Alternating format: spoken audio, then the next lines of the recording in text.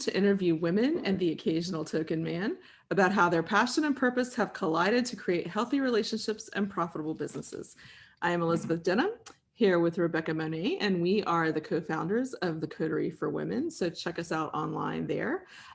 Rebecca, how is your week? What's your roses and thorns this week?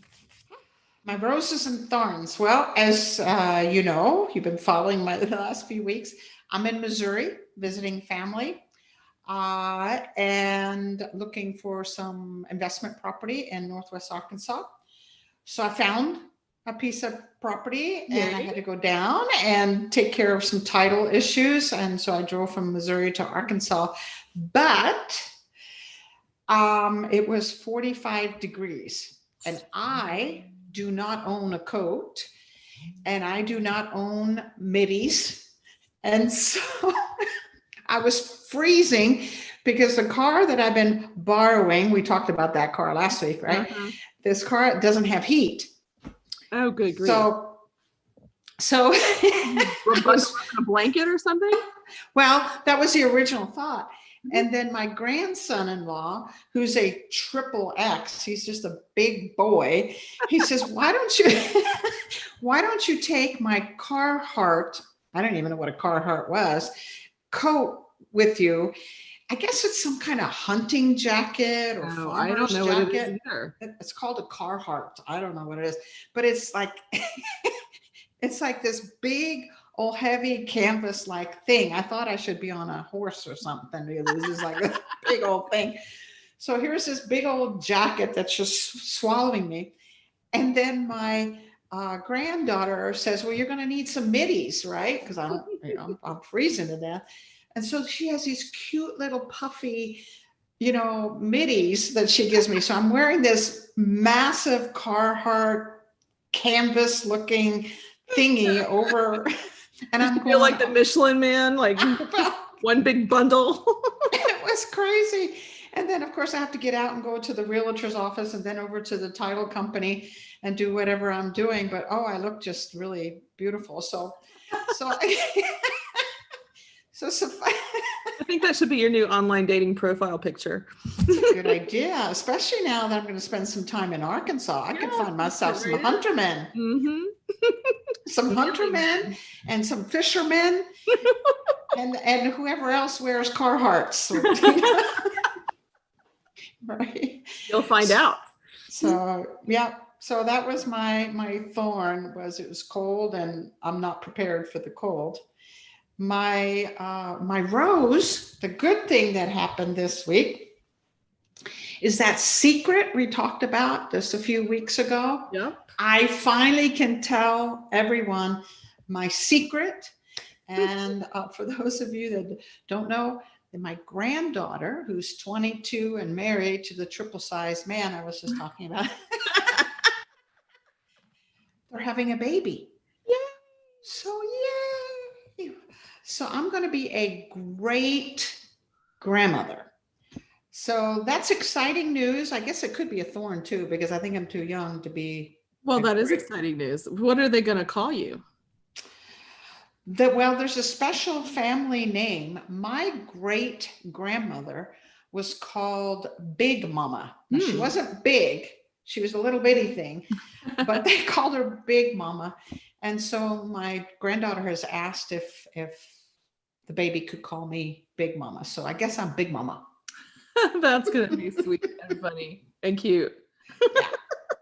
Yeah. Congratulations. That is so exciting. Secret's out. Yay. Yeah. That's a relief. That's got to be a huge relief. It's a huge relief. I can't keep secrets. I'm just terrible at it. I'd be so afraid of slipping up. Mm-hmm. Which I did a few times. Almost, just a little squeak it out. Okay. So tell me about your rose and your thorn this week. Well, I think it might be one and the same, as it often is. It is sometimes, isn't it? Joseph, child number 4, turned 18 on yesterday. Yeah, today's Monday. Today's Wednesday. I don't know what is it. Whatever it is. He turned 18 on Sunday. And kind of like you, it feels weird to have a child that's entering adulthood, and about to go off to college. And the rose is that I'm excited for him. He gets to vote this year. He's excited. We're going through the college application process, and he's, getting acceptances, left and right. And now we're just waiting on how much money he's going to get to go to which school, so we can sort of make a good decision. So it's fun and it's exciting. And he had a good day considering the pandemic. We had a little family gathering, and we Zoomed everybody who wasn't here in. We just sit the computer on the table and all eat while they visit with us. The thorn is that, I'm going to be basically an empty nester. The 14-year-old is only with us one day a week and every other weekend. So for the majority of the time, pretty soon, less than a year, it'll just be Donald and me. So, that's got a thorn and a rose with it too, because we got married 8 years ago. So we've never been alone. We've always had children with us. And one by one, they're, going off into their own worlds. And, we'll still have that one here and there. But for the most part, our day-to-day is going to be dramatically different. So I look forward to it. And then I, of course, will miss them. Yeah. But I'm excited to spend time, with him, just the two of us, because we've never done that before. So I think it's party time. It is. I mean, we don't hate the idea, having never had that kind of time that you normally have before you have kids. So it's mostly rosy. And then, I think by the time you get to the fourth one going off to college, you're like, what's coming, you understand how it's going to work, how they're going to communicate with you, basically. So yeah, it's not as frightening as when the first two left and we had to adjust to all of that. So yeah, that's a big deal. Empty nest syndrome is a big deal. You're going to initially go into shock and sadness and missing them terribly. And then pretty soon you're going to be running around the house naked. Naked. You're going to be running around naked for sure.